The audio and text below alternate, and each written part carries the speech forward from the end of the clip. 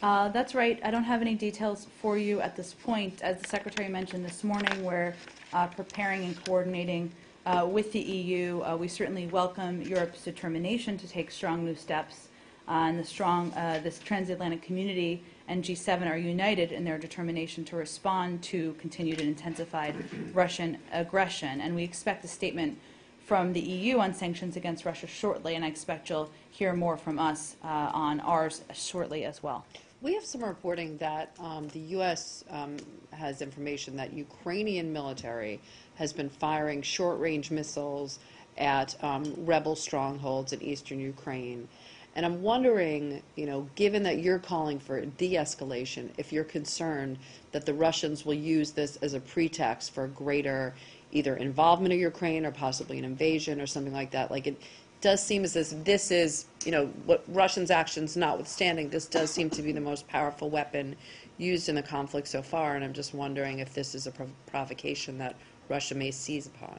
Well, you may have seen this morning that the Ukrainian foreign minister was asked about this at the press conference and spoke to it there, so I would certainly point you to that. Well, he didn't really answer the question, but well, okay. Obviously, there's nothing I can add to or communicate on this particular point from the podium. Obviously, any escalation we'd be concerned about, but beyond that, I don't have much more to add. Can I just, I just want to follow up from what my colleague said was, so after the EU comes out with a formal statement, you're going to have also reciprocal well, we've sanctions? said we've been preparing sanctions. I expect you'll hear more from us soon. I don't have anything on the timing of their a formal statement. Right. And then something also the Secretary said during his news conference today. He said that he had spoken to Lavrov and agreed there is a way forward and to put very specific proposals. I think he said forward. I don't have the full quote here. What did he mean by that? Are they talking? It seemed that a readout from Lavrov's side was that they did discuss some sort of ceasefire around the crash site, or was he speaking about something more formal on increased dialogue with Moscow? Well, one, there's been an ongoing dialogue with Moscow, right, that has been taking place through the EU and through Ukraine and through other partners, and we certainly support that. We also support a ceasefire, as the Secretary said this morning and as the Foreign Minister said this morning. But the challenge is it can't be a unilateral ceasefire, and that would require the Russians exerting additional pressure on the separatists so that they abide by it on their end. So there are a couple of issues at play here. There's the future of de-escalating the situation in Ukraine. There's also access to the crash site. There haven't been, and you may have all seen this, but for the third day in a row, the OSCE reported that the team, along with international police and aviation experts, were unable to gain access. So obviously, that continues to be a challenge. There are still ongoing discussions with the Australians and the Dutch and others about sending a police force to provide additional security. But there are a number of issues that certainly related to de-escalation and a ceasefire, or I should say that a de-escalation and a ceasefire would help address, including access to the crash site, but also including the overarching issues we have with Ukraine. Beyond any concern you might have that Russia might use the Ukrainian military's artillery strikes as a provocation, do you have any concern at all about the damage that these strikes are doing? I mean, they hit a home for the elderly today, apparently.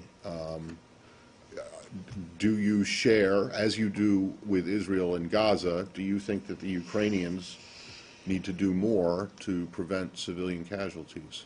Well, I don't have any confirmation, Matt, of the root of the source of these rockets, so I can't speak to it from that angle. Okay. Of course, we support de-escalation, but for the most part, the vast majority of escalation has been from the Russian side and Right. the Russian separatists. Right, but I'm just wondering if you think that the Ukrainian military has an obligation to try to minimize civilian casualties as you do with Yes, the we do, Israelis. and they have throughout the course of the last several months. They have.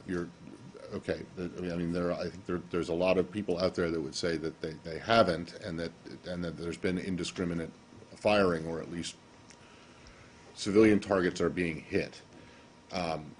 that's not a concern of yours at the moment? Is that Well, what you're saying? certainly, any civilian casualties are a concern, but what we have seen is that the Ukrainians have taken every Right. step to minimize Okay. Do civilian you casualties. think they're exercising restraint?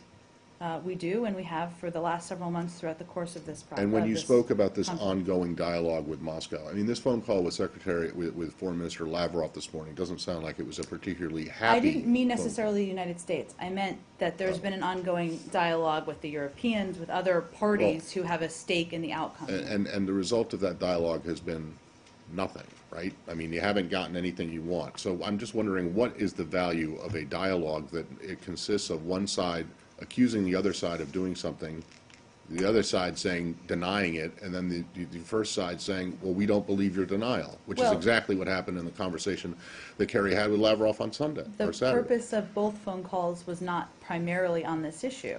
Of course, it was discussed, but that's not the only step we're taking.